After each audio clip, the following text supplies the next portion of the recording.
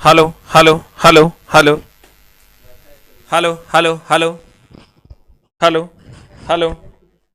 सबको नमस्कार है सर। आइए, सेट नंबर 62 आप लोगों के सामने है और सेट नंबर 62 में आज जो हम क्वेश्चन लाने वाले हैं सर, ये क्वेश्चन कल पूछा है।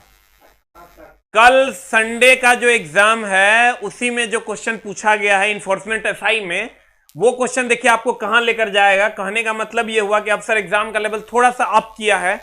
क्या आप कहिएगा क्यों अप किया गया है सर? क्योंकि बच्चे बहुत ज्यादा हैं और छांटने का जरूरत है।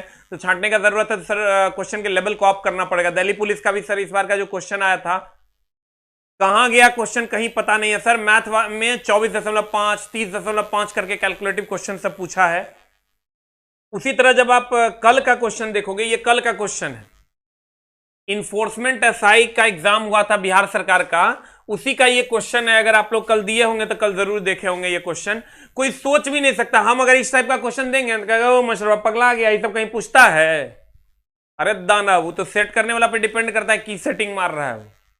अब मान लेते हैं तुम लोग को ये नहीं समझ में आता है, लेकिन अगर मान लो कहीं हाथ में लग गया वैसे बच्चे को, वैसा सेटर को जो थर्मल से इंजीनियरिंग किया हुआ होगा, तो अनाधून थर्मल चैप्टर से मार देगा फायरिंग, तब तो फंस जाएगा। इसलिए क्वेश्चन के लेवल को थोड़ा सा अप करके पढ़ो। ये जो क्वेश्चन है एकदम सिंपल है, लेकिन बच्चा की करेगा, बच्चा कहेगा ये मास्टर दिए हुए परिपथ में क्वेश्चन पूछ रहा है, दिए हुए परिपथ में कुल प्रतिरोध क्या होगा। ये कल का क्वेश्चन है, दिए हुए परिपथ में कुल प्रतिरोध क्या होगा। देखने से सर सीरीज पैरेलल अगर आप पढ़े होंगे तो बहुत अच्छे से पढ़े होंगे कि सीरीज पैरेलल में होता क्या है। देखो सीरीज पैरेलल में होता क्या है सर, अगर प्रतिरोध का संयोजन श्रेणी क्रम में हो तो श्रेणी क्रम में आर समतुल्य बराबर होता है R1 प्लस R2, और अगर समानांतर क्रम में हो तो आर समतुल्य बराबर हो जाता है 1/R1 प्लस 1/R2, या यूं कहें कि यहीं से ही निकल कर आया आर समतुल्य बराबर R1 R2 बटा R1 प्लस R2।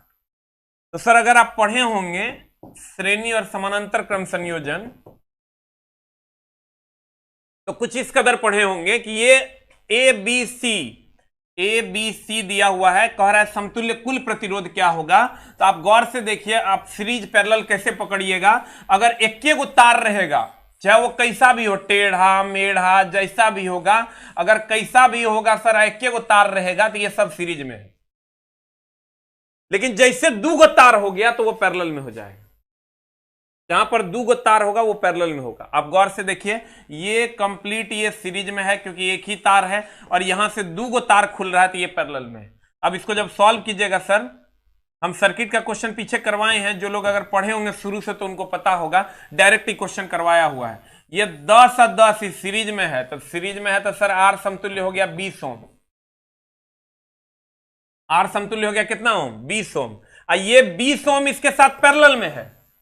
तो जब 20 ओम पैरेलल में है सर, तो अब सर इसको कुछ नहीं करना है, आर समतुल्य बराबर 20 और 10, ये हो जाएगा 20 गुना 10 बटा 20 प्लस 10। आंसर निकाल लीजिए 200 बटा 200 बटा 30, ये गया 20 बटा 3 ओम इज द आंसर। अब तुम कहेगा फिर से बता दो मास्टर वाह, ये 10 और 10 20 ओम, 20 ओम 10 ओम दोनों पैरेलल में है। तो पैरेलल में क्या होता है फॉर्मूला, आर समतुल्य का फॉर्मूला होता है R1 R2 बटा R1 plus R2, R1 R2 बटा R1 प्लस R2। R1 हो गया 20, ये हो गया 10, तब R1 R2 बटा R1 प्लस R2 कर दिए, R1 R2 बटा R1 प्लस R2 कर दिए, you will get the answer. पता आंसर कितना होगा? What is the answer? 20 बटा 3 इज द आंसर। जल्दी लिख।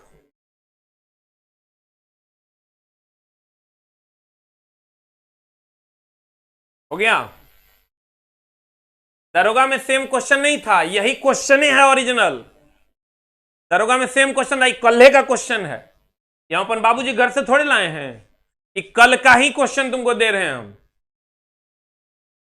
कहता दरोगा में कल यही क्वेश्चन था, यही था ही। तो अगला, पिंड के ताप की परिभाषा उष्मागतिकी के डैश नियम से मिलती है। सर देखिएगा,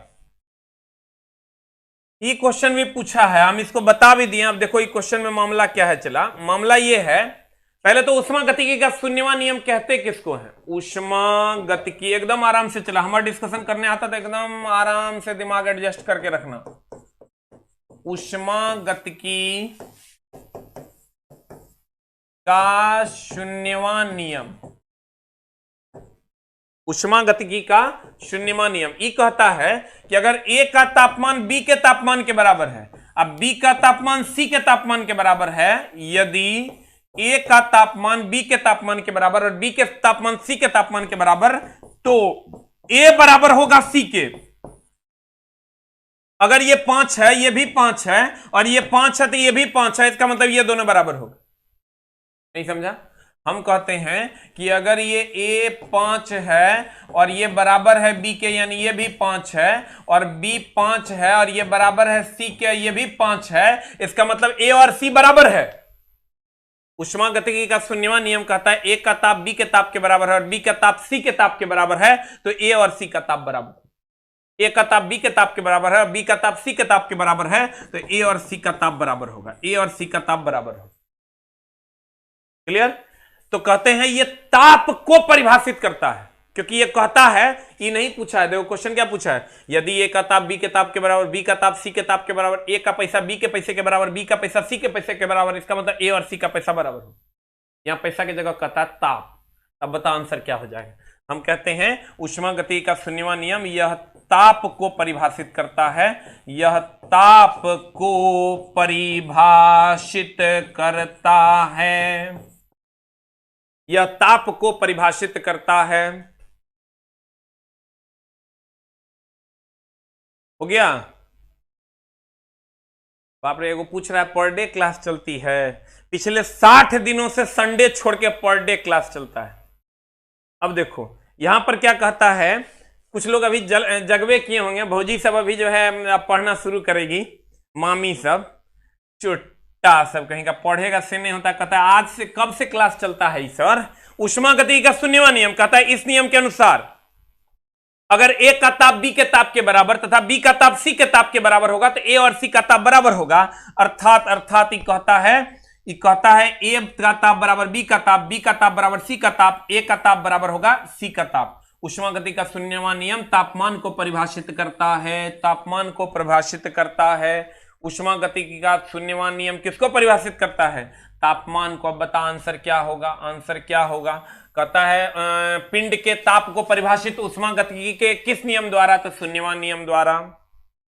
अब देखो तुमको अगर लगे तो एक दो लाइन अगर तुम लिख सकता है, बल की परिभाषा कहां से मिलती है? परिभाषा की अगर हम बात करें तो बल की परिभाषा मिलती है कहां से? तो न्यूटन के द्वितीय नियम से। न बल की परिभाषा मिलती है न्यूटन के प्रथम नियम से, न्यूटन के प्रथम नियम से। और अगर हम ताप की परिभाषा की बात करें तो यह मिलता है ऊष्मागतिकी के शून्यवां नियम से, ऊष्मागतिकी के शून्यवें नियम से, शून्यवां नियम से, ऊष्मागतिकी के शून्यवें नियम से। बल न्यूटन के प्रथम नियम से, ताप ऊष्मागतिकी के शून्यवें नियम से। जल्दी जल्दी लिख लीजिए सर। बल बल बल न्यूटन के गति के प्रथम नियम से। बल की परिभाषा अगर सूत्र कह देगा तो दूसरे नियम से, प्रकृति कह देगा तो तीसरे नियम से, ताप ऊष्मागतिकी के शून्यवें नियम से। कल से फिर सर आपको मिक्सअप क्वेश्चन मिलेगा। द नेक्स्ट वन इज, लिख लिया? अगला अब बता आंसर क्या हो जाएगा सर? शून्यवां। तीसरा कहते हैं नीचे दर्शाए गए चित्र में किसका प्रतिरूपण करता है? अब देखो अगर तुम पढ़ा होगा ट्रांजिस्टर, तो ट्रांजिस्टर में ये पीएनपी ट्रांजिस्टर है जिसका ये प्रतिरूप है, एनपीएन ट्रांजिस्टर है जिसका ये प्रतिरूप है। जब तुम गौर से देखोगे, उसको मिनिमाइज कीजिए आगे वाला को, तो जब तुम गौर से देखोगे तो तुम गौर से देखोगे ये इमीटर है, ये बेस है, ये कलेक्टर है। देखो इसका इससे मिल रहा है, इसमें सर नहीं मिल रहा है, ये इमीटर से उत्सर्जित हो रहा है तो ये नहीं होगा। आंसर हो जाएगा तुम्हारा कौन सा? NPN transistor. देखो एनपीएन ट्रांजिस्टर कहां है? आंसर हो जाएगा C4 कैट। लेकिन सर मामला गड़बड़ हो जाएगा, तुम जब इसको देखेगा तुमको लगेगा एनपीएन मारे कि पीएनपी मारे। ठीक है, तो तुम इसको सर क्या करोगे भाई मेरे, तुम एकदम थोड़ा सा ध्यान दोगे तो तुमको पता चल जाएगा एक होता है एनपीएन ट्रांजिस्टर और एक होता है पीएनपी ट्रांजिस्टर, जिसके सिंबल में देखो कितना कम का डिफरेंस होता है।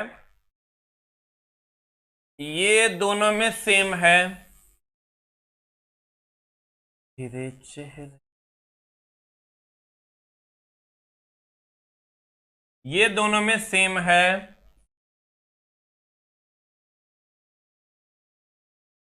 तो सर अगर ये ऐसे ही सेम है, एक होता है सर बेस, बेस का बोले तो आधार,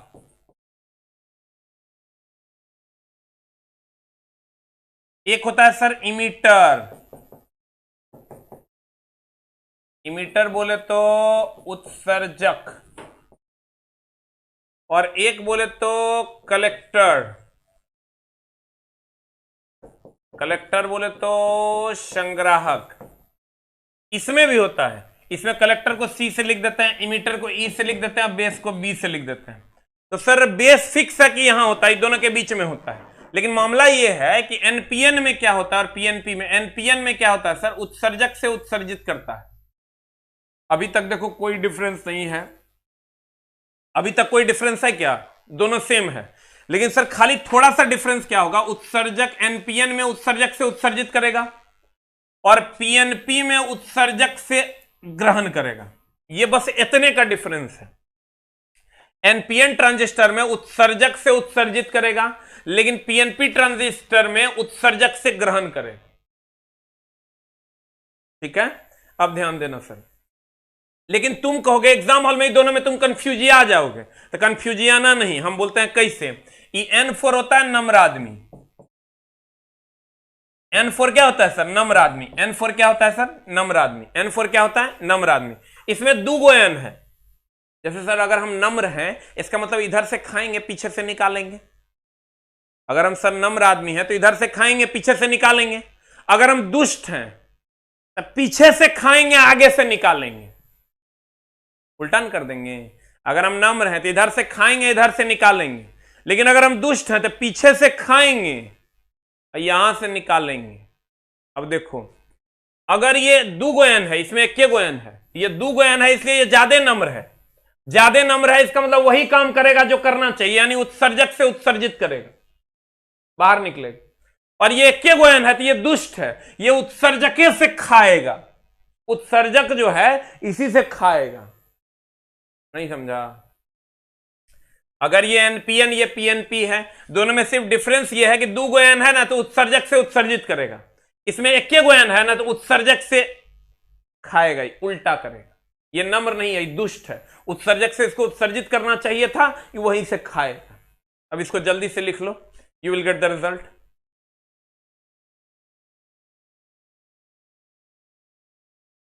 हो गया, हो गया। हेलो हेलो हेलो, हो गया, हो गया ना। नेक्स्ट, अब देखिए तो बताइए क्या होगा। यहां कह रहा है उत्सर्जक से ये खा रहा है, तो उत्सर्जक से अगर खा रहा है इसका मतलब ये दुष्ट है, और दुष्ट है इसका मतलब ये गोयन वाला होगा। आंसर होगा डी फॉर कुत्ता। The next one is P प्रकार के अर्धचालक। ध्यान दीजिएगा सर, पी प्रकार के अर्धचालक प्राप्त करने के लिए इसमें भी क्या होता है सर, एक होता है अर्धचालक दो प्रकार के, शुद्ध और अशुद्ध। बट इसमें अभी नहीं जाना है हमको, इतना झोल झाल कीजिएगा तो गड़बड़ हो जाएगा। हम आपको बताते हैं सर। एक होता है अर्धचालक, अगर हम अशुद्ध अर्धचालक की बात करें तो ये दो प्रकार का अशुद्ध अर्धचालक। अशुद्ध अर्धचालक सर दो प्रकार का होता है, एगो एन प्रकार का होता है और एगो पी प्रकार का होता है। एन प्रकार और पी प्रकार, एन प्रकार और पी प्रकार। एन प्रकार का जो अर्धचालक होता है, N4 निगेटिव होता है। निगेटिव बोले तो इलेक्ट्रॉन, इसमें इलेक्ट्रॉन की संख्या अधिक होती है, इलेक्ट्रॉन के कारण विद्युत धारा का प्रवाह होता है। इलेक्ट्रॉन के कारण धारा का प्रवाह, इलेक्ट्रॉन के कारण धारा का प्रवाह। और पी प्रकार का जो होता है, इसमें होल्स के कारण धारा का प्रवाह, होल्स के कारण धारा का प्रवाह। रुक जाओ रुक जाओ, और अगर ये n प्रकार है तो n for negative, negative for electron होता है, इसलिए इलेक्ट्रॉन के कारण। अब p पे होल्स के कारण इसमें सर पंच संयोजी तत्व मिलाया जाता है। अर्धचालक खुद सर 4 संयोजकता रखता है, बाह्यतम कक्षा में 4 इलेक्ट्रॉन रखता है, लेकिन इसमें सर पंच संयोजी मिलाने पर बनता है।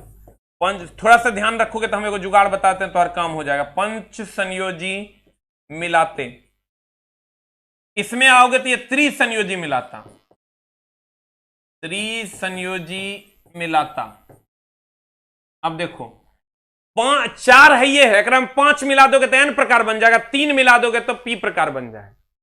अब लेकिन थोड़ा याद ही नहीं रहेगा केकरा में पंच संयोजी या केकरा में त्रिसंयोजी, केकरा में इलेक्ट्रॉन के कारण, केकरा में होल्स के कारण। तो हम थोड़ा एगो जुगाड़ बता देते हैं। देखो जुगाड़ क्या है, n4 होता है निगेटिव, n4 होता है निगेटिव है, निगेटिव बोले तो इलेक्ट्रॉन, इसका मतलब इसमें इलेक्ट्रॉन के कारण होगा। आप p की अगर बात करोगे तो p में देखो होल है, p में होल है, इसका मतलब इसमें होल्स के कारण धारा का प्रवाह होगा। अब बचा पंच और त्रि, तो पंच और त्रि तो तुम देखो n का आकार 5 के आकार का है, अरे n का आकार 5 के आकार का है, तो हम कहेंगे ये पंच संयोजी, पंच संयोजी तत्व मिलान से। और p का आकार सरती, तब इसमें क्या हो जाएगा, त्रिसंयोजी। तुमको क्वेश्चन कहेगा कि बताओ n प्रकार में विद्युत धारा का प्रवाह किसके कारण, कहेंगे ओ n के पास n for negative, negative for electron, electron के कारण धारा का प्रवाह। कहेगा p, कहना अच्छा p में होल है, अगर मतलब होल के कारण धारा का प्रवाह। अब कहेगा पंच के क्रम में, त्रि के क्रम में, कहना n के आकार 5 के आकार, क्रम 5 होगा, p के आकार p में होगा 3, त्रिसंयोजी तत्व मिलान से p प्रकार का चालक बनता है। जल्दी से लिख लीजिए,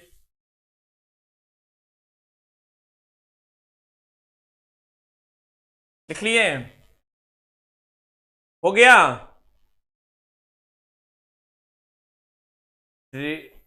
अभी सर कोई कमेंटबाजी नहीं, सीधा पढ़ाई। 1 सेकंड का भी टाइम अगर बच्चा का हम बर्बाद करते हैं सर, ये एकदम गलत बात होगा। मेरा जमीर खुद का अलाउ नहीं करता है सर। आप सर एकदम आराम से सर पढ़ाई कीजिए। हो गया, द नेक्स्ट।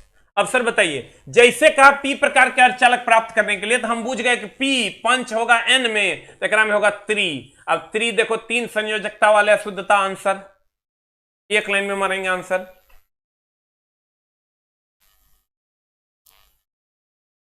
हो गया मास्टर जी, इंग्लिश में भी बताइए। इंग्लिश चला हमारा आता नहीं है उतना, हमारे छोटा हमारा इंग्लिश खूब आता है। हम बीटेक हैं सर, और बीटेक हैं तो ऑब्वियसली इंजीनियरिंग सर इंग्लिश में ही किए हैं, लेकिन सर हम इंग्लिश इसलिए नहीं बोलते कि 99% बच्चे हिंदी वाले होते हैं। ये सर कल का क्वेश्चन है, कि कल का इन्फोर्समेंट दरोगा ऐसा इन्फोर्समेंट का सर, इन्फोर्समेंट एसआई बिहार का कल का क्वेश्चन है सर, संडे का। ग्रीन हाउस गैस कहता है निम्न में से कौन सी गैस हरित गृह प्रभाव गैस नहीं है। तो सर हरित गृह प्रभाव गैस कौन कौन सी है आप देख लीजिए सर। हरित गृह प्रभाव गैस में नाइट्रस ऑक्साइड है 6%, मीथेन है 16%, कार्बन डाइऑक्साइड 11%, और carbon dioxide for forestry and other land uses से 11%, और carbon dioxide fossil fuels and industrial area से 65%। सबसे ज्यादा कार्बन डाइऑक्साइड यह पूछता है। ये सर दोनों है, एक तो है फॉरेस्ट से मतलब जंगलों से, और एक है सर फॉसिल फ्यूल्स या इंडस्ट्री कंपनियों से जो कार्बन डाइऑक्साइड निकलता है। ये दोनों सबसे ज्यादा हैं। तो आपको पूछेगा सबसे ज्यादा कौन, तो कार्बन डाइऑक्साइड मारिएगा। ग्रीन हाउस गैस निम्न में से कौन सी हरित गृह प्रभाव गैस नहीं है, सबसे ज्यादा होगा तो कार्बन डाइऑक्साइड। अब बाद बाकी तो देखिए रहा, nitrous oxide, methane, carbon dioxide. तो नाइट्रस ऑक्साइड है ये है, नाइट्रस ऑक्साइड है ये है, कार्बन डाइऑक्साइड है ये है, मीथेन है ये है, तो एक बच गया, SO2 नहीं है। कल का क्वेश्चन है सर, कल संडे था, कल का क्वेश्चन है C फॉर कैट।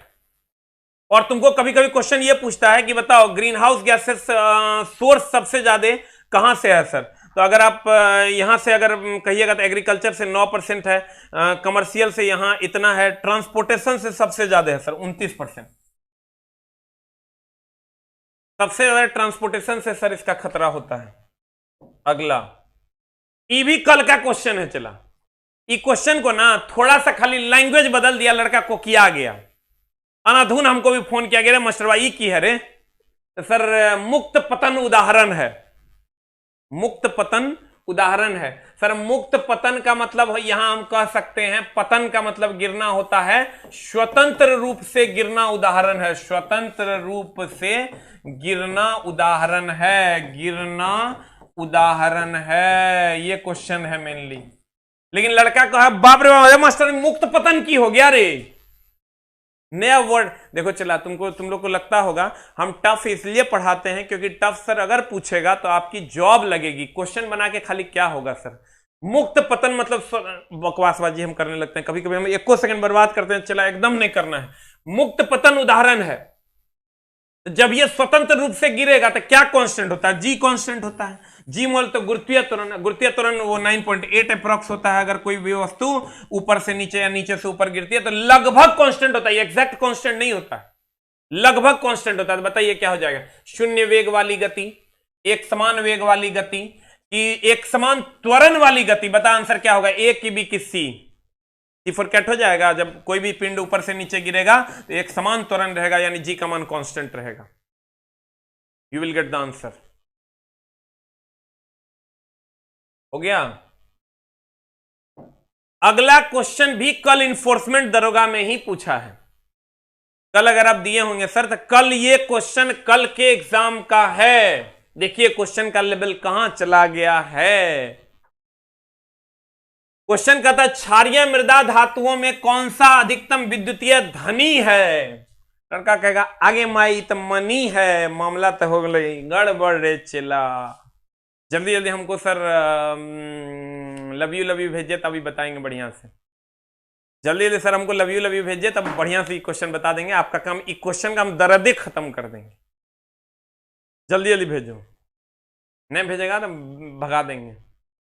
भेजा, भेजो ना जल्दी जल्दी, वेरी गुड। तब लव यू भेजो, ना तो फिर गड़बड़ा देंगे, तब शॉर्टकट में नहीं तो पढ़ा देंगे। लिख दिया। अब देखो ये क्वेश्चन हम तब बताते हैं, सदा सदा के लिए तो हर दर्द खत्म हो जाएगा। कल का क्वेश्चन है, ये कल का एग्जाम का क्वेश्चन है। चला तुमको की करना है, देखो हम तरह बताते हैं। आवर्त वर्ग जानती है कि नहीं, इधर से इधर जाएंगे तो ये आवर्त है, और ऊपर से नीचे आएंगे तो वर्ग है। अब तो चला तो हर धिया पुता पैदा करने की उम्र हो गया, अब तो जानिए रहा होगा ये सब कम से कम। ये आवर्त वर्ग नहीं जान रहा तो एकदम दुष्ट दानव है तुम। द नेक्स्ट वन इज, देखो तुमको पूछेगा आवर्त में जब भी जाएंगे लेफ्ट टू राइट जाएंगे। ये चला आवर्त है, आवर्त में लेफ्ट टू राइट जाएंगे, आवर्त में लेफ्ट टू राइट, और वर्ग में सर टॉप टू बॉटम। ध्यान देना, वर्ग में टॉप टू बॉटम, ऊपर से नीचे। आवर्त में लेफ्ट टू राइट, एकदम बढ़िया से बताते हैं। चला 12 क्वेश्चन बन जाएगा, खाली गुरुजी पर ध्यान देना। गुरुजी के चला तू सपोर्ट करना, तब गुरुजी बढ़िया बढ़िया चीज बताएंगे, ठीक ना। तुम लोग करिए रहा है। चला भगवान हमेशा हमारे साथ रहे, आप लोग हमारे साथ रहे सर। गौर फरमाएंगे, विद्युत धनात्मकता, विद्युत धनात्मकता, ध्यान देना, या इलेक्ट्रॉन बंधुता, इलेक्ट्रॉन बंधुता, आयनन विभव, आयनन विभव। जब इसमें सर आएंगे आवर्त में और वर्ग में, आवर्त का स्पेलिंग बड़ा है तो सर इसमें बढ़ता। विद्युत धनात्मकता या विद्युत ऋणात्मकता भी कह सकता है तुम, एक के बात है। कहते हैं बढ़ता, आवर्त का स्पेलिंग बड़ा है, वर्ग का स्पेलिंग छोटा है, तो इसमें सर बढ़ता। इसमें भी आइएगा तो बढ़ता, और वर्ग का स्पेलिंग छोटा है तो इसमें घटता। इसमें आइएगा घटता, इसमें आइएगा घटता। देखो कैसे, कुछ भी पूछे ना, खाली परमाणु त्रिज्या या परमाणु आकार अगर पूछेगा ये उल्टा होता है। परमाणु त्रिज्या घटता, आवर्त में लेफ्ट टू राइट जाने पर, वर्ग में ऊपर से नीचे आने पर बढ़ता। तो सर अभी आप क्या कीजिए, हम बताते हैं वो जुगाड़ कि इतना को सर आप छोड़ दीजिए, इधर अगर हम आते हैं विद्युत धनात्मकता या ऋणात्मकता की बात करते हैं, इलेक्ट्रॉन बंधुता की बात करते हैं, आयनन विभव की, आवर्त का स्पेलिंग बड़ा है इसलिए तीनों में बढ़ता, और वर्ग का स्पेलिंग छोटा है इसलिए घटता। अब परमाणु त्रिज्या पूछेगा तो उल्टा हो जाता। हम क्या याद रखें, हम कहते हैं अच्छा विद्युत ऋणात्मकता, आयनन विभव, इलेक्ट्रॉन बंधुता, आवर्त में अगर जाएंगे तो स्पेलिंग बड़ा है तो बढ़ता, वर्ग में जाएंगे तो स्पेलिंग छोटा है तो घटता, वर्ग में जाएंगे स्पेलिंग छोटा है तो घटता। अब परमाणु त्रिज्या में उल्टा होता, यानी आवर्त का स्पेलिंग बड़ा है तो घट जाएगा और वर्ग का स्पेलिंग छोटा है तो बढ़ जाएगा। 12 क्वेश्चन खत्म। अब जल्दी जल्दी लिख ले चला। इलेक्ट्रॉन निगेटिविटी कह सकता है, इलेक्ट्रॉन पॉजिटिविटी कह सकता है, electron affinity, ionisation potential, atomic radius. हो गया, हो गया,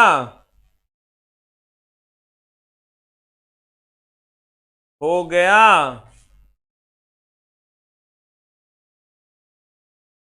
अब सर ध्यान दीजिएगा, क्षारीय मृदा धातुओं में कौन सी अधिकतम विद्युतीय ध्वनि है? तो अधिकतम विद्युतीय ध्वनि है सब, देखो ये जब भी देगा तुमको हम बार बार बोलते हैं फर्स्ट सेकंड का, एकदम बार बार बोलते हैं सेवेंथ और एट्थ, यही 3 गो में से देगा, बाद बाकी कहीं से नहीं देगा, कहीं से नहीं देगा, कहीं से नहीं देगा। खाली तुमको जब भी देगा फर्स्ट सेकंड और थर्ड फोर्थ, इतने तुमको याद रखना है। तो तुमको पता है चला, BEMGCASR ऊपर से नीचे आएगा, वर्ग का स्पेलिंग कम है अर्थात घटता, और घटता तो सर ऊपर से नीचे आएगा घटता, यानी ये 10 होगा तो ये 9 होगा तो 8 7 6 5, और सबसे अधिक पूछ रहा है तो BE आंसर हो जाएगा। आंसर सबसे अधिक पूछ रहा था, क्या आंसर हो जाएगा? BE। You will get the answer. हो गया। द नेक्स्ट वन इज, एक डोमेन में लगभग कितना होता है? डोमेन क्या है चला, डोमेन को पहले जान लो।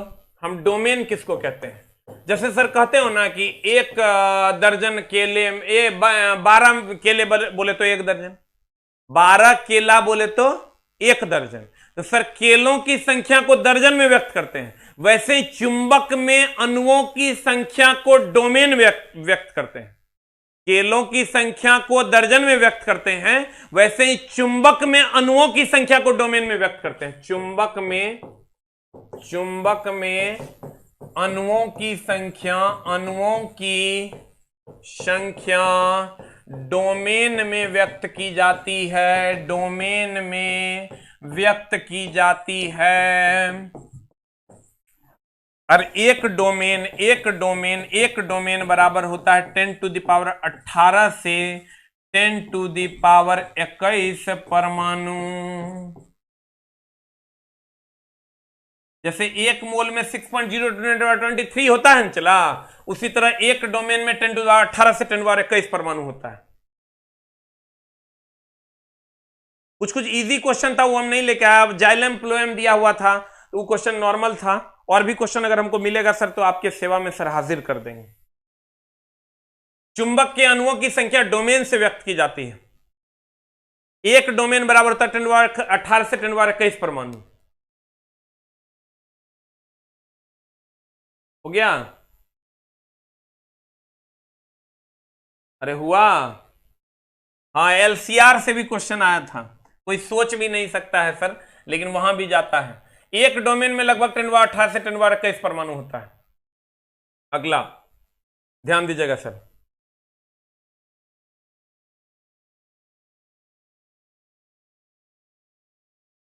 अब देखो समस्या ये है सर, हम जाने, ध्यान देना एकदम आराम से, जब एक उच्च प्रतिरोध को निम्न प्रतिरोध के श्रेणी में जोड़ा जाता है तो मिश्रित प्रतिरोध क्या होगा? सर कह रहा है जब एक उच्च प्रतिरोध, मान लेते हैं ये 5 ओम, को निम्न प्रतिरोध मान लेते हैं ये 1 ओम, अपने मन से ले लो। जब एक उच्च प्रतिरोध को निम्न प्रतिरोध, समस्या क्या है जानता है? बहुत सारे बच्चे हैं या कोई भी टीचर है, देखते हैं एकदम छोटा छोटा बच्चा है जो वीडियो काट काट के लगाता है, या फिर ऐसे ही वो करते हैं, या कोई बच्चा है पता नहीं वो कैसे डायरेक्ट कह देगा कि आप तो ये बात जो पढ़ाए ना ये तो गड़बड़ पढ़ा दिया। अरे चला, इतना दिन से पढ़ा रहे हैं, सही पढ़ा के इतना अच्छा सब कुछ चल रहा है, तो हम गलत पढ़ा देंगे? क्या सड़ा हुआ बात तुम लोग करता है। हम जब पढ़ाएंगे उसको तो विद्युत धनात्मकता, विद्युत ऋणात्मकता या डोमेन पढ़ाएंगे, रेंज पढ़ाएंगे, सब गलत हो जाएगा। रे 6 साल से पढ़ा रहे तुम, एकाएक सीधा डिसीजन कैसे ले लेता है? एकदम सीधा बोल देगा कि ये सही ये गलत। दानव है तुम, समझा? पढ़ो न चला, इतना दिन से चला पढ़ा रहे हैं, एगो लिख देगा कि ये जो आप बताएं डोमेन, ये 10⁻18 से 10⁻23 नहीं होगा, 10⁻18 से 10⁻25 होता है। अरे छोटा, तो ऑप्शनों में रहना चाहिए। अब तुमको नहीं पता चलेगा चला, कभी कभी मुख्यतया कर देगा खाली आंसर में केवल लगा देगा ना, तो जो तू जानता है वो आंसर कभी नहीं होगा। खाली केवल लगा देगा तो जो तू जानता है वो आंसर नहीं होगा। खाली से लगा देगा तो जो तू जानता है वो आंसर नहीं होगा। लेकिन पता नहीं किधर सोचता है। तुम देखो कल एलसीआर सर्किट से क्वेश्चन पूछा है, जब एक उच्च प्रतिरोध को निम्न प्रतिरोध से श्रेणी क्रम में जोड़ा जाता है तो मिश्रित प्रतिरोध क्या होगा? ये श्रेणी क्रम में जोड़ दिए, श्रेणी क्रम में जोड़ दिए, समतुल्य प्रतिरोध मिक्स प्रतिरोध कितना हो जाएगा? 5 + 1 = 6 ओम। 5 + 1 = क्या? 6 ओम। अब ये 6 ओम देखो क्या कह रहा है, कहता निम्न प्रतिरोध से अधिक है, तो निम्न प्रतिरोध 1 ओम है, इससे तो अधिक है, ये है 6 ओम, सही है ये। अगला मिला लो, उच्च प्रतिरोध से कम है, उच्च प्रतिरोध 5 ओम है, तो क्या 6 ओम जो है ये 5 ओम से कम है? नहीं है, 5 ओम से ज्यादा है। अगला उच्च प्रतिरोध से कम है, ये भी नहीं होगा। कहता उच्च व निम्न प्रतिरोध के बीच में है मिक्स प्रतिरोध, मिश्रित प्रतिरोध जो है 6, ये उच्च और निम्न के बीच में है, नहीं है सर, उच्च और निम्न दोनों से अधिक है, तो ये भी आंसर नहीं होगा। निम्न प्रतिरोध से कम है, निम्न प्रतिरोध 1 ओम है, तो 1 से कम है 6, एकदम नहीं है, तो ये भी आंसर नहीं होगा। बता आंसर क्या हो जाएगा? जल्दी लिख, ए की बी की सी की डी, ए फॉर एप्पल होगा। अगला, ये तो सीरीज और पैरेलल है। कहता है फैन रेगुलेटर में किस प्रतिरोधक का उपयोग होता है? देखो ये प्रतिरोधक इतने हैं जो उपयोग होता है, तो हम सब इसीलिए लेकर आए हैं। बता आंसर क्या होगा? जल्दी जल्दी लिखता आंसर भाई मेरे। What is the answer? Answer बता, क्वेश्चन का आंसर बता, क्वेश्चन नंबर 10 का व्हाट इज द आंसर? देखो इसमें यूरेका प्रतिरोध लगता है, कार्बन प्रतिरोध लगता है सर बल्ब में, कार्बन प्रतिरोध बल्ब में और प्रतिरोधक में यानी रजिस्टर में, नहीं कहता colour coding of carbon resistance, प्रतिरोधक में। नाइक्रोम का प्रतिरोध लगता है सर हीटर में और आयरन में, इतने पूछवे करेगा तुमको। टंगस्टन का प्रतिरोध लगता है सर बल्ब में या ट्यूबलाइट में। टंगस्टन का प्रतिरोध लगता है बल्ब या ट्यूबलाइट में। कार्बन बल्ब या प्रतिरोधक में जो रजिस्टर लगा हुआ होता है एम्पलीफायर में। यूरेका लग जाएगा तुम्हारा कहां पर? पंखे में। नाइक्रोम लग जाएगा हीटर या आयरन में। टंगस्टन बल्ब या ट्यूबलाइट में। इतने क्वेश्चन पूछता है। अब आंसर बता दीजिए सर क्या होगा? What is the answer? A B C D लिख लिए। नेक्स्ट अतः एक श्रृंग तथा इसके क्रमागत गर्त के मध्य की दूरी L है तो तरंगदैर्घ्य क्या होगा? देखो ये क्वेश्चन क्या कह रहा है, एक श्रृंग और एक गर्त। ध्यान दीजिएगा सर, अगर आप तरंगदैर्घ्य को बहुत अच्छे से नहीं जानते हैं तो थोड़ा सा जान लीजिए सर तरंगदैर्घ्य और आयाम का क्या मामला है। सर देखिए, अगर आप यहां से शुरू करते हैं, ध्यान दीजिएगा, अगर आप यहां से शुरू करते हैं सर और यहां तक जाते हैं तो यहां से यहां तक का जो दूरी होगा वही तरंगदैर्घ्य लैम्डा है। आप भी ये जानते होंगे ऊपर वाले को श्रृंग कहते हैं और नीचे वाले को गर्त कहते हैं। ध्यान देना चला, ऊपर वाले को श्रृंग कहते हैं और नीचे वाले को गर्त कहते हैं। दो लगातार श्रृंग या दो लगातार गर्त के बीच की दूरी को तरंगदैर्घ्य कहते हैं। वो अलग बात है कि इन दोनों के जो बीच की दूरी होती है, ये श्रृंग और यहां गर्त के बीच की दूरी ये λ/4 होती है और यहां से यहां तक की जो दूरी होगी वो λ/2 होगी। एक श्रृंग और एक गर्त के बीच की दूरी λ/4 होती है। दो लगातार श्रृंग या दो लगातार गर्त के बीच की दूरी λ/2 होती है। ठीक है, अब देखो क्वेश्चन तुम्हारा कह रहा है, फिर से समझोगे, तुम कहोगे मास्टर बारे गो गो गो काहे कर दिया तुम, एक बार फिर से बता दो। ये ऐसे गया सर, इसको कहते हैं श्रृंग क्रेस्ट और नीचे वाले को कहते हैं गर्त ट्रफ। ये दोनों दो लगातार के बीच की दूरी जो होती है ना, इसी को हम लैम्डा कहते हैं। इसी को हम क्या कहते हैं? लेमडा कहते हैं। दो लगातार के बीच की दूरी को हम क्या कहते हैं सर? लेमडा। अब क्वेश्चन पढ़िए, what is the question. Question को जब आप पढ़िएगा सर तो क्वेश्चन में आंसर में चलिएगा तो आपको पता चल जाएगा। कहता है यदि एक श्रृंग और इसके क्रमागत गर्त, मतलब सर क्वेश्चन को आ रहा है कि एगो श्रृंग है, ये श्रृंग है और ये क्रमागत गर्त यानी ये दूरी अगर एल है, एकदम सावधानी से बनाना, नहीं तो बहुत होशियार बनने की कोशिश में मामला गड़बड़ा जाएगा। एल है तो तरंग दैर्ध्य क्या होगा? तो तरंग दैर्ध्य तो सर यहां से यहां तक के बीच की दूरी को तरंग दैर्ध्य कहते हैं। तो ये एल है तो ये भी एल है, तो एल एल कितना हो जाएगा? 2l हो जाएगा आंसर। एल एल कितना हो जाएगा? 2l। एक दो क्रमागत श्रृंग और गर्त के बीच की दूरी एल है, यहां से यहां तक तरंग दैर्ध्य होता है तो ये एल है तो ये भी एल होगा। तो एल एल कितना हो जाएगा? 2l। बताओ आंसर क्या होगा? ए की बी की सी की D. Very good, very good. अगला, अब इसका आंसर जल्दी जल्दी बता दो। ए की बी की सी की डी, जल्दी से 12 नंबर का आंसर बता दीजिए सर। सर आप जितना मेहनत करते हैं सर, आपके मेहनत को सर सलाम है कि आप लोग इतना मेहनत और इतना पंक्चुअलिटी दिखाते हैं। हो सकता है हम आपकी तारीफ कर रहे हो तो इसमें भी आप मेरा मतलब खोज लें, वो अलग बात है, लेकिन सर हम आपके संस्कारों को बार बार नमन करते हैं कि इतना मेहनत और इतनी पंक्चुअलिटी, इतना ज्ञान आपके अंदर है। Knowledge never be a wastage material sir, इसलिए एकदम सर आप पढ़ाई कीजिए, पढ़ाई कभी वेस्ट नहीं होता है। प्रति सेकंड इकाई क्षेत्र से गुजरने वाली ध्वनि ऊर्जा की मात्रा को क्या कहा जाता है? What is the answer? चला ए बी सी में अनाधुन गड़बड़ा दिया, नोट कहते हैं, सीओ मार दिया। प्रति सेकंड इकाई क्षेत्र से गुजरने वाली ध्वनि ऊर्जा की मात्रा को नोट कहते हैं। क्या कहते हैं? चला नोट कहते हैं। आंसर हो जाएगा, तीव्रता नहीं कहते हैं, प्रति सेकंड इकाई क्षेत्र से गुजरने वाली ध्वनि की ऊर्जा की मात्रा को नोट कहते हैं। आंसर ए होगा कि बी होगा कि सी होगा? जल्दी से बता दो। What is the answer for 12? A B क्या मार रहा है बताओ? हाँ, हम बी मारे तो सब बी मारेगा सर, इसको हम तीव्रता कहते हैं। ध्यान देना, प्रति सेकंड इकाई क्षेत्र से गुजरने वाली ध्वनि की मात्रा को तीव्रता कहते हैं। और अगर नोट की बात करोगे, ये जो तुम लिखते हो ना, सा रे गा मा पा धा नी सा, ये सर नोट है। ये क्या? सा एक नोट है, रे एक नोट है, गा मा पा धा नी सा ये एक एक नोट। अब बच गया संगीत तो होगा नहीं। अब पिच क्या होता है सर? पिच के कारण सर मोटा या पतला होता है। ध्वनि जो मोटा या पतला होता है वो पिच के कारण होता है, और कम दूरी या दूरी जो तय करता है सर ध्वनि, वो तीव्रता के कारण होता है। जो सारे गामा पा दा नी सा, दैट इज सा is one note. Very good. Answer C कैसे हो जाएगा? नहीं, सी के कारण मोटा या पतला होता है, तीव्रता के कारण दूरी होता है, और एकांक क्षेत्र से गुजरने वाली ध्वनि ऊर्जा की मात्रा को तीव्रता कहते हैं। The right answer is what? A for Apple. अगला, और ये एक नोट हो गया सर। अगला क्वेश्चन बता क्या होगा आंसर? सर देखिए, आपको ये अस्थाई चुंबक और अस्थाई चुंबक में बड़ा झोल करेगा। चुंबक दो प्रकार के, एक होता है चला अस्थाई, अस्थाई जिसमें एकदम अस्थाई रूप से चुंबकत्व का गुण होगा, एक होगा अस्थाई। अस्थाई चुंबक जो होता है सर, ये स्टील का बना होता है, स्टील का बना होता,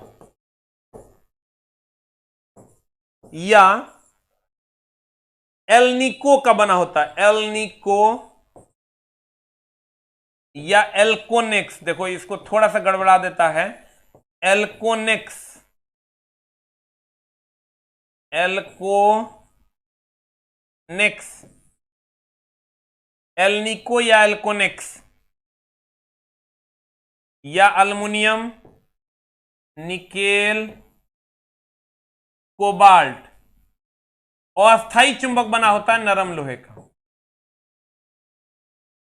और विद्युत चुंबक जो होता है, जिसमें विद्युत धारा देंगे तो चुंबकत्व का गुण होगा, नहीं देंगे तो नहीं होगा, तो विद्युत चुंबक भी सर अस्थाई चुंबक है। जल्दी से लिख लो, इतने पूछता है, इतने स्तर क्वेश्चन भाई मेरे बन जाएगा। अस्थाई चुंबक स्टील, स से अस्थाई, स से स्टील का बना होता है, एल्निको, एल्कोनेक्स, अल्युमिनियम, निकेल, कोबाल्ट। ये याद ना रहना, स्टील और नरम लोहा में कंफ्यूज करो तो इसको याद रखना अस्थाई स्टील के लिए, अस्थाई स्टील के लिए, और अस्थाई चुंबक नरम लोहे के लिए। और उसके बाद एल्निको, एल्कोनेक्स और अल्युमिनियम, निकेल, कोबाल्ट। विद्युत चुंबक, ये भी अस्थाई चुंबक है, विद्युत धारा देंगे तो चुंबकत्व होगा, नहीं देंगे तो नहीं होगा। लिख लिए? हाँ लिख रहा है बफरिंग। अरे दुष्ट, ये नेटवर्क हमार है, थोड़ा क्लियर लिखिए। और चला हैंडराइटिंग तो नहीं गड़बड़ है, आप क्लियर लिखेंगे भाई मेरे। अब एकदम सर आप एकदम टेंशन मुक्त रखिए, क्लियर लिखेंगे सर। हो गया?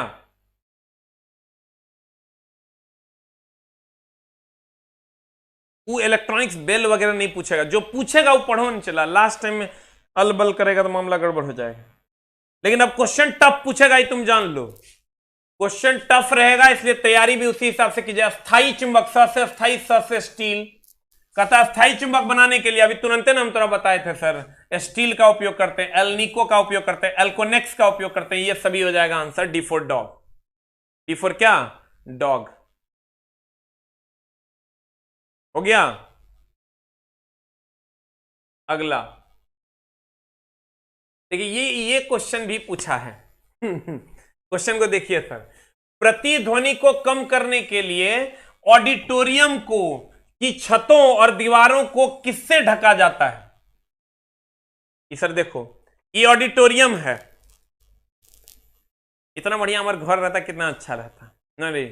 ये ऑडिटोरियम का जो दीवार है, कहता है ऑडिटोरियम की छतों और दीवारों को किससे ढका जाता है प्रतिध्वनि को कम कर? प्रतिध्वनि मतलब बार बार जो सुनाई देता है उसको, बार बार जो सुनाई देता, बार बार दिल ये बार बार सुनाई देना, बार बार सुनाई देना, बार बार सुनाई देना प्रतिध्वनि कहलाता है। हो गया? कहता है प्रतिध्वनि को कम करने के लिए ऑडिटोरियम छतों और दीवारों को किससे ढका जाता है?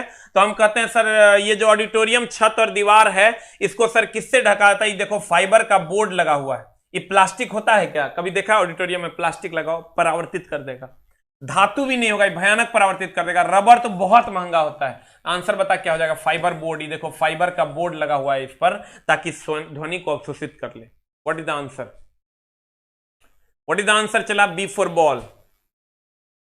और अगर अगर अगर अगर मैं कहूं अगर करें प्रतिध्वनि को कम करना, ध्यान देना, प्रतिध्वनि कम करना लिखा हुआ रहे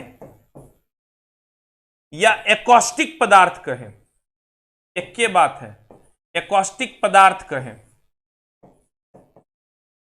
प्रतिध्वनि कम करना कहे या एकॉस्टिक पदार्थ कहे, इसके लिए हम लोग सर क्या क्या यूज करते हैं? तो हम लोग सर कॉर्क यूज करते हैं। इस पर लिखे रे, इसके लिए हम लोग सर क्या यूज करते हैं? इसके लिए हम सर कॉर्क इधर लिख देते हैं, तुमको दिखाई नहीं देगा,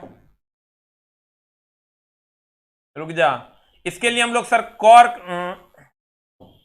इसके लिए हम लोग कॉर्क यूज करते हैं, जो सबसे अच्छा कॉर्क, प्लाईवुड, प्लाईवुड। अब ये आज ही सर पढ़ाए हैं जो फिजिक्स में, तो उसमें बताए प्लाईवुड, खुरदरी दीवार, खुरदरी दीवार, कॉर्क, प्लाईवुड, खुरदरी दीवार, मोटा पर्दा, मोटा पर्दा का उपयोग करते हैं, मोटा पर्दा का उपयोग करते हैं। हम बोल देते हैं कॉर्क, प्लाईवुड, खुरदरी दीवार, मोटा पर्दा। प्लाईवुड में ही तुम्हारा फाइबर बोर्ड आ गया, आंसर हो जाएगा। इस सब में से कोई एक भी ऑप्शन में रह सकता है। सबसे अच्छा है कॉर्क, लेकिन थोड़ा महंगा है। अगला, निम्न में से किस ध्वनि तरंग का तरंग, जैसे तुम इसको देखते हो ना इस टाइप के क्वेश्चन को, चला तुम स्किप कर देता भाई, मैंने नहीं करना है स्किप, क्योंकि गुरुजी तुम्हारे साथ है। एकदम स्किप करने की जरूरत है। सर हमको जो आता है वो हम आपको बहुत अच्छे से पढ़ाएंगे, और सर आप एकदम स्किप नहीं कीजिएगा। कहता है निम्न में से किस ध्वनि तरंग का तरंगदैर्घ्य सर्वाधिक लंबा होगा? सर सर्वाधिक लंबा होगा तो हम जानते हैं कि लेमडा एन बराबर वी बाय लेमडा, लेमडा बराबर होता है वी बाय एन। ये तो सर जानते हैं आप, क्योंकि v बराबर होता है एन लेमडा। पढ़े हैं कि नहीं? v ध्वनि का वेग है, एन आवृत्ति है, लेमडा तरंगदैर्घ्य है। कहता है निम्न में से किस ध्वनि तरंग का तरंगदैर्घ्य सर्वाधिक लंबा होता है? तो सर इसका तरंगदैर्घ्य सर्वाधिक लंबा जिसका होगा, उसका आवृत्ति जिसका सबसे कम होगा उसका तरंगदैर्घ्य सबसे अधिक होगा। आवृत्ति जिसका सबसे कम होगा उसका तरंगदैर्घ्य सबसे अधिक होगा। आवृत्ति जिसका सबसे कम होगा उसका तरंग दैर्ध्य सबसे अधिक होगा। अब बताइए सर क्या होगा, निम्न में से किस ध्वनि तरंग का तरंग दैर्ध्य सर्वाधिक लंबा होगा? तो सबसे कम आवृत्ति जिसका होगा उसका तरंग दैर्ध्य सबसे ज्यादा होगा। लड़का आओ ना दिखाता हूं 400 हर्ज मार देता है, नहीं चला। जो सबसे कम आवृत्ति वाला होगा, हर्ज में आवृत्ति होता है, उसका तरंग दैर्ध्य सबसे अधिक होगा। बताइए आंसर क्या हो जाएगा? ए फॉर एप्पल हो जाएगा सर, ए फॉर एप्पल हो जाएगा। वेरी गुड भाई मेरे। किसी सरल लोलक को किसी पहाड़ की चोटी पर ले जाया जाता है, तो आप एकदम आराम से बना लीजिएगा सर। T बराबर होता है 2π√L/g। ट्रेंडिंग क्वेश्चन है, ये खूब मिलता है सर। कुछ एक आध दो इजी नहीं देंगे तो मामला गड़बड़ा जाएगा, तो दिमाग तो बाउंसर मारने लगेगा। T बराबर 2π√L/g। और जब सर पहाड़ पर ले जाएंगे जी का मान कम ना होता है, आप जानते होंगे नीचे से ऊपर ले जाने पर जी का मान घटता, जी का मान घटता, नीचे से ऊपर लाने पर जी का मान घटता, टी का मान बढ़ेगा। जी का मान घटेगा, टी का मान बढ़ेगा ना। तो कहता है किसी पहाड़ की चोटी पर ले जाया जाता है तो वहां उसका आवर्तकाल क्या होगा? तो कहेंगे भैया जी का मान घटेगा इसलिए आवर्तकाल बढ़ेगा।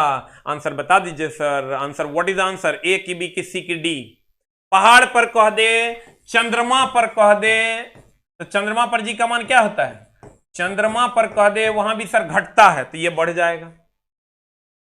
हो गया, वेरी गुड। अब यहां तनी झोल है, एकदम कोई झोल नहीं है। देखो, अगर कोई बांध है, उसकी गहराई h है और उसके पदार्थ जो पानी है उसका घनत्व रो है और गुरुत्वीय त्वरण का मान g है, तब जो गहराई के कारण दाब होता है सर, उसका फॉर्मूला होता है रो जी एच प्लस वायुमंडलीय दाब। या इसको आप नहीं भी लिख सकते हैं क्योंकि इस पर बहुत ज्यादा निर्भर नहीं करता है। P क्या है सर? P दाब है, किसी भी द्रव का दाब जो द्रव है सर। रो क्या है सर? द्रव का घनत्व है। रो क्या है सर? द्रव का घनत्व है। एच क्या है सर? गहराई है। जी तो सब जानती है, गुरुत्वीय त्वरण है। जी गुरुत्वीय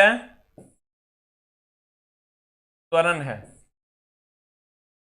सर। देखिएगा, P दाब है, रो घनत्व है द्रव का, जी गुरुत्वीय त्वरण है, H गहराई है सर।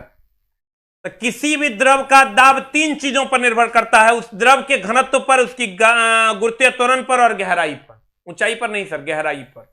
अब इसको जल्दी से लिख लीजिए, इस द्रव का दाब का फॉर्मूला है।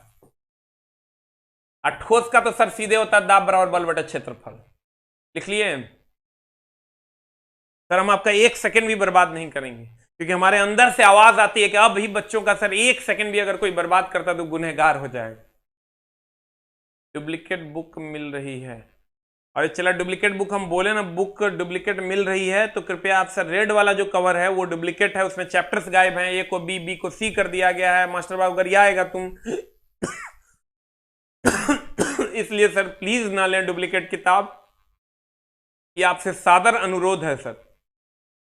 हमको अगर लग जाएगा ना बुक में यहां पर गलती है तो उसको हम सर सुधरवा देंगे, उसके लिए टेंशन नहीं लेना है। लेकिन सर डुप्लीकेट किताब में सब अनाधुन, ए को बी, बी को सी, सी को डी कर दिया, लड़का हमको गाली देगा सर, इसलिए डुप्लीकेट किताब नहीं खरीदना। अब क्वेश्चन पढ़िए तो गुरु मेरे, यदि एक बांध में जल की गहराई h है, बहुत अच्छी बात है, तथा ए जल का अनुप्रस्थ क्षेत्रफल तथा टी बांध की मोटाई है, ये बांध की मोटाई दे दिया है टी, इस पर तो निर्भर ही नहीं करता। तब बांध की दीवार पर लगने वाला दाब किस पर निर्भर करेगा? तो बताओ, चला मोटाई टी पर तो निर्भर ही नहीं करता, तो एकरा में टी है तो यह आंसर नहीं होगा। अब देखो, क्षेत्रफल ए जल के अनुप्रस्थ काट का क्षेत्रफल, यहां क्षेत्रफल है ये नहीं, तो एकरा में क्षेत्रफल यो आंसर नहीं होगा। एकरा में टी है, यो आंसर नहीं होगा क्योंकि ना मोटाई पर निर्भर करता है ना क्षेत्रफल पर निर्भर करता है, केवल घनत्व, गुरुत्वीय त्वरण और गहराई पर निर्भर करता है। इसमें मोटाई दे दिया, ये आंसर नहीं होगा। इसमें क्षेत्रफल दे दिया, ये आंसर नहीं होगा।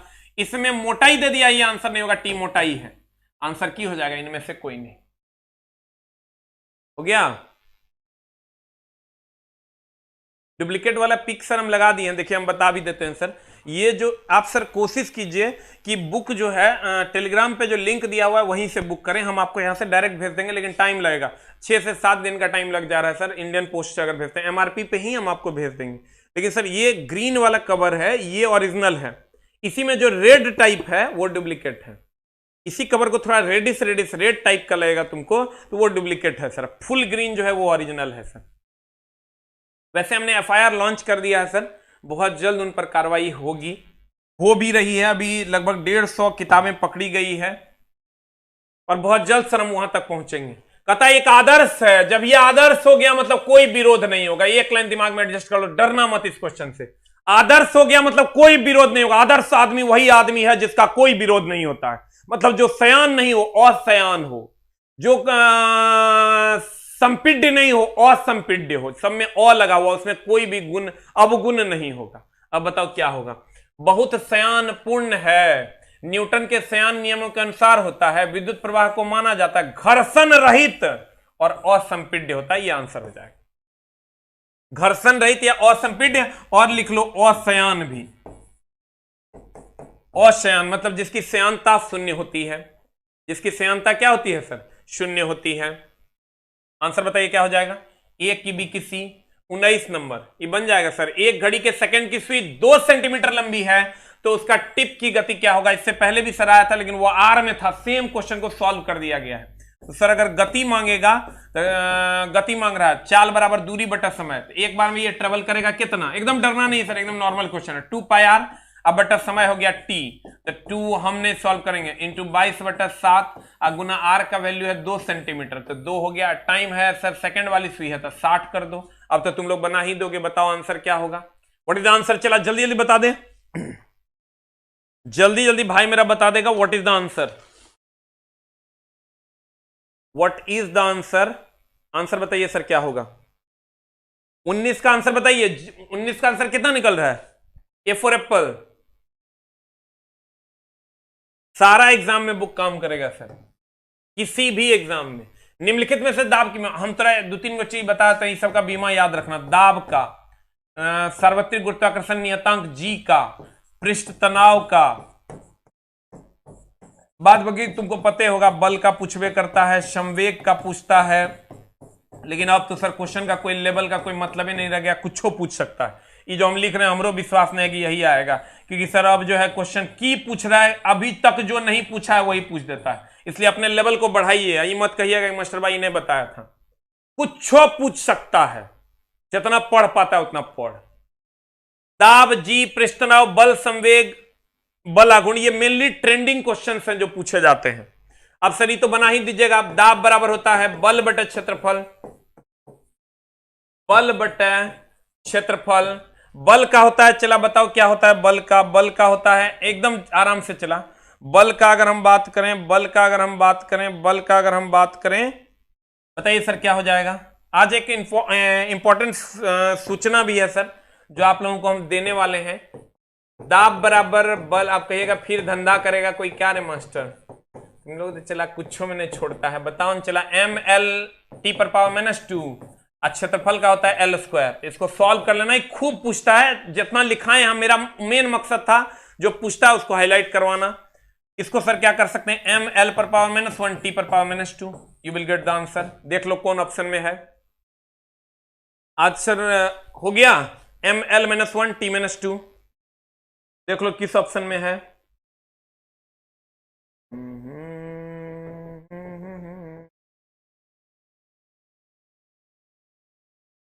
बताइए एम एल -1 टी -2 किधर है? आंसर नंबर बताइए सर, बी फॉर बॉल। और सर क्लियर है? एक बार सर शॉर्ट रिवीजन कर लेते हैं सर, और फिर हम आपको सर थोड़ा सा कुछ बताएंगे सर। अगर आप कहिएगा तो आपका सजेशन लेंगे कि कैसे करना है, क्योंकि हम चाहते हैं सर अभी से एग्जाम तक सर कुछ आपकी मदद कर लें। तो आप सर फिर उसको मेरे पैसे से ना जोड़ें, क्योंकि अगर मेरे में क्वालिटी है सर तो हम आप तक कुछ ना कुछ जरूर पहुंचाने की कोशिश करेंगे, और कोशिश करेंगे अभी तक का जो ट्रेंड है उसके हिसाब से ना कुछ अलग लेकर आए। एक आदर्श तरल है तो घर्षण रहित और असंपीड्य है। ये सर बांध है तो केवल रो जी एच पर निर्भर करता है, इसलिए मोटाई और क्षेत्रफल नहीं होगा। सरल लोलक आप जान रहे 2π√L/g, जी बढ़ेगा तो सर ई घटेगा, ई घटेगा तो बढ़ेगा। और n बराबर v बाय लेमडा से करना है, या लेमडा बराबर v बाय n से करना है। n का मान अधिक होगा, लेमडा का मान कम होगा, और n का मान कम होगा, लेमडा का मान ज्यादा होगा, तो इसीलिए यह आंसर हो जाएगा। इसमें सर फाइबर बोर्ड हो जाएगा, कॉर्क हो जाएगा, मोटा पर्दा, खुरदरी दीवार हो जाएगा। इसमें सब हो जाएगा सर, एल्निको, एल्कोनेक्स, ये सब। यहाँ तीव्रता हो जाएगा नोट, सा, रे, गामा, सा नोट है सर। पिच समझ ही रहो सर। श्रिंग और गर्थ हम बोले यहां से यहां तक की दूरी लेमडा है, तो यहां से यहां तक का दूरी एल है, तो ये पूरा का पूरा 2L हो जाएगा। यूरेका हो जाएगा सर पंखा में, टंगस्टन हो जाएगा बल्ब या ट्यूबलाइट में, नाइक्रोम हो जाएगा हीटर या आयरन में, कार्बन हो जाएगा बल्ब में। उसके बाद आ जाइए सर, ये तो हम जोड़ के तुमको बताया कि 2 + 3 करोगे तो 5 आ जाएगा। तो ये जो होगा ये महत्तम से ज्यादा होगा, न्यूनतम से भी ज्यादा होगा। एक डोमेन में 10⁻18 से 10⁻21 परमाणु होते हैं। ये हम सर तुमको बताए विद्युत धनात्मकता या विद्युत ऋणात्मकता का क्या क्रम होता है। मुक्त पतन का मतलब होता है सर निर्वात में गिरेगा या मुक्त रूप से गिरेगा, एक समान त्वरण होगा, जी का मान समान होगा। ग्रीन हाउस गैस SO2 नहीं है। अगला पी प्रकार का चलक, पी में होल्स है, होल्स हम बोले थे एन है, एन का आकार 5 का है तो इसमें 5 संयोजी मिलाते हैं, इसका मतलब पी में 3 मिलाते हैं। N for negative, negative for electron है, पी फॉर इसमें पी में होल्स है तो इसमें होल्स के कारण धारा का प्रवाह होगा। एनपीएन में हम बोले दर्शाया जाता है इमीटर से खा रहा है, उत्सर्जक से खा रहा है, इसका मतलब ये क्या होगा, उत्सर्जक से खा न रहा है तो खा रहा है, इसका मतलब ये उल्टा आदमी है तो पीएनपी हो जाएगा। शून्यवान नियम सर ताप की परिभाषा देता है।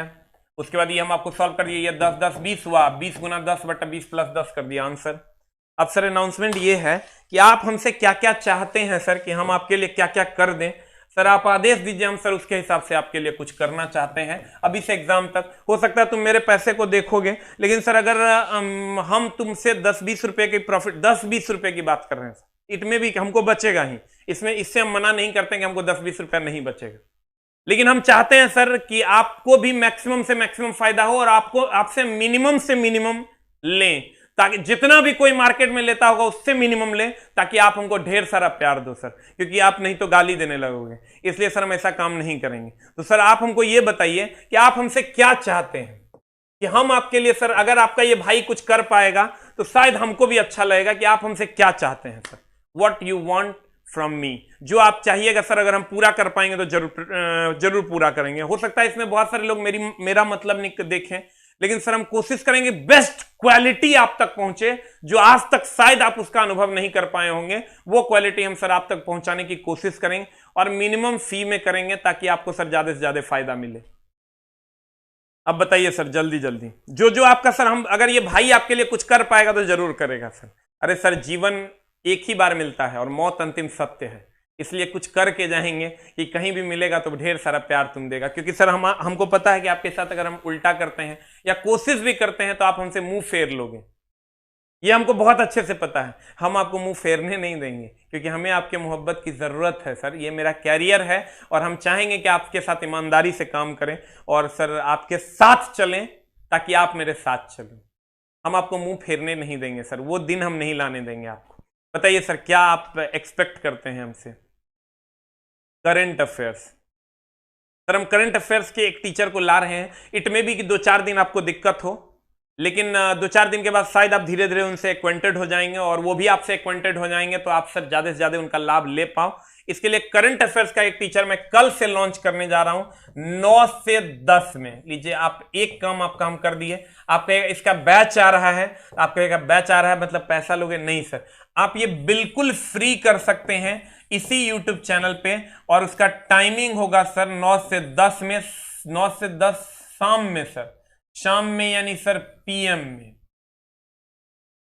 9 से 10 PM में करंट अफेयर्स आपका लाइव मेरे ही चैनल पे आ रहा है, बिल्कुल फ्री। मेरे क्लास के बाद 8:37 में मेरी क्लास होती है, 15 से 20 मिनट का रेस्ट होगा और वही प्रश्न जो पूछे जाते हैं वो अपने अनुभव के आधार पर आपको सर बताएंगे। 2-3 दिन एक्वेंटेड होने में लगेगा, फ्रेंडली होने में, लेकिन उसके बाद वो भी फ्रेंडली हो जाएंगे और आप भी फ्रेंडली। 1-2 दिन हो सकता है आपको लगे कि ठीक या खराब, लेकिन सर 1-2 दिन में ठीक हो जाएगा। 9 से 10 PM बिल्कुल फ्री क्लास मेरे चैनल पे। ये मेरे तरफ से एक छोटा सा हेल्प है सर, इसको स्वीकार करें।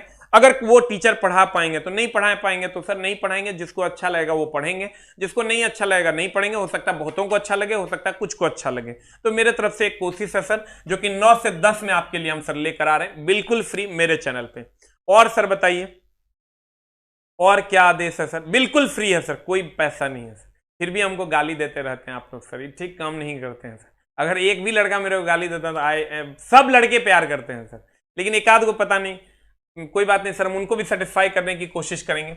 उसके अलावा बोलिए सर, हम देख पा रहे रीजनिंग के अच्छे टीचर सर नहीं मिल पाने के कारण हम आप तक नहीं पहुंच पा रहे हैं सर। हम कोशिश करेंगे, हो सकता है यो टीचर खराब हो, खराब कर भगा देंगे, नहीं पढ़ाएंगे और की होगा, जो बच्चा पढ़ेगा उतने पढ़ेगा, ठीक है।